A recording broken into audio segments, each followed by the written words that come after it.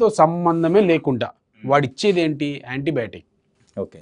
వాడిచ్చే antibiotic ట్రీట్మెంట్కి కోవిడ్లో 10 లక్షల బిల్లు, అంటే మినిమం రోజుకు 1 లక్ష రూపాయలు ఇచ్చారు బిల్లు. మినిమం రోజుకు 1 లక్ష. మీకు ఆ కాపీ చూపిస్తాను. ప్రింట్ మీడియా మెయిన్గా రాసింది. పెద్ద ఆర్టికల్ వచ్చింది, పెద్ద ఆర్టికల్. సాక్షిలో రాశారు. రోజుకు 1 లక్ష. రోజుకు 1 లక్ష. రోజుకు 1 లక్ష ఉండేయండి. రోజుకు 1 లక్ష ఉన్న పరిస్థితిలో ఇక చెప్పండి, ఇప్పుడు దీన్ని మీరు సర్వీస్ అయినా ఎట్లా అంటారు? బిగ్ మాఫియా ఇది. సర్వీస్ నుంచి బిగ్ మాఫియాకి వచ్చేసింది. ఫస్ట్ ఏంటంటే దోసుకుంటారు అనేది ఒక గౌరవం ఉండే. సర్లే వైద్యం అయితే అందిస్తారు కదా, ట్రీట్మెంట్ జరుగుతుంది కనుక ఎవరైనా ఇప్పుడు ప్రతి పేషెంట్ హాస్పిటల్కి వచ్చినప్పుడు రోగి ఎవరైనా కూడా ఒక ఆశతోటి, ఒక గౌరవంతో వస్తారు హాస్పిటల్. ఆ గౌరవాన్ని, ఆ ఆశను భంగం చేసి భయభ్రాంతులకు గురిచేసి దోసుకునే పరిస్థితికి వచ్చింది పేషెంట్లు. మీరు కరెక్ట్గా 2 days బ్యాక్ ఎల్బీ స్టేడియంలో రేవంత్ రెడ్డి గారు, ముఖ్యమంత్రి గారు అధికారికంగా చెప్పిన మాట, ఆసుపత్రుల పైన కల్వరి టెంపుల్ సతీష్ గారి మీటింగ్కి వచ్చి, థ్యాంక్స్ గివింగ్ మీటింగ్కి వచ్చి అధికారికంగా చెప్పిన ఆయన చెప్పాడు. ఈ మాట కూడా నేను అధికారికంగా చెప్తున్నాను చెప్పాడు. ఈ దేశంలో, ఈ రాష్ట్రంలో విద్యను కానీ, ఆసుపత్రి వైద్యం కానీ ఉచితంగా, లేదంటే మినిమం ఛార్జబుల్, అంటే నామినల్ ఫీజు తోటి సర్వీస్ ఎవడన్నా చేస్తుందంటే అది క్రైస్తవ మిషనరీలు మాత్రమే అని చెప్పారు. మిగతా ఎవ్వడు కూడా దోసుకునే పనే ఉంది.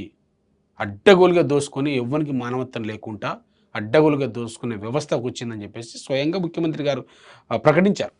అధికారికంగా చెప్తున్నా అని చెప్పారు. ఓకే.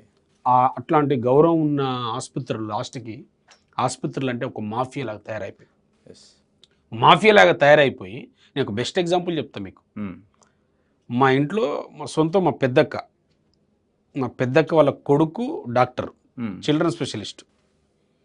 స్వయంగా మా అక్క అన్న మాట ఏంటంటే, ఆమె కొడుకే కదా, కొడుకు డాక్టర్ కదా, కోవిడ్లో ఈ తతంగం అంతా చూసి, టీవీలలో చూసి, ఇలా మాఫియాలు చూసి, ఇలా ఆగడాలను చూసి స్వయంగా ఆమె అన్న మాట, నా కొడుకు డాక్టరే అయినా కూడా ఇంత దొంగలు ఉంటారా డాక్టర్లు అనేది నాకు ఈరోజు అర్థమైందని అన్నది. సొంత తల్లి అన్నది. నెగిటివ్ ఒపీనియన్ పడ్డది.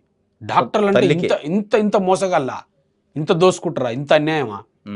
భూములు అమ్ముకొని, ఆస్తులు అమ్ముకొని, అంటే కన్న కొడుకుని ఆమె, అంటే కన్న కొడుకునని కాదు, డాక్టర్ ఉన్న వ్యవస్థ మీద, ఆ వ్యవస్థ పైన పోయింది. మామూలు ప్రజానికానికి ఇంకేత పోయింది. అదే చెప్తున్నా కదా, సొంత కన్న కొడుకు డాక్టర్ అయినా కూడా ఆ వ్యవస్థ మీద ఆమె గౌరవం పోయింది. కోవిడ్లో అంతా దోసుకున్నారండి. ఇంకోటి చెప్పాలన్నా, ఇక్కడ కోవిడ్ వచ్చింది కాబట్టి పాయింట్, కోవిడ్లో మాకు తెలిసిన బాగా ఫ్యామిలీ ఫ్రెండ్స్ ఉన్నారు. ఝాన్సీ అని, జాన్స్ అండ్ జాన్ అని మాకు మంచి క్లోజ్ ఫ్యామిలీ ఫ్రెండ్స్ వాళ్ళు. వాళ్ళ అత్తమ్మని బతికించుకోవడానికి కిమ్స్ హాస్పిటల్లో దాదాపు 35 నుంచి 40 లక్షలు ఖర్చు పెట్టారు. ఆ అప్పు కోవిడ్ అయిపోయి కూడా 4 సంవత్సరాలు అయింది కదా, ఆ అప్పు ఇప్పటికీ ఇది కడుతున్నారు. ఈఎంఐ తెచ్చిన మిత్తి కడుతున్నారు ఇప్పటికి, ఈ రోజుకి 4 ఏళ్ల నుంచి.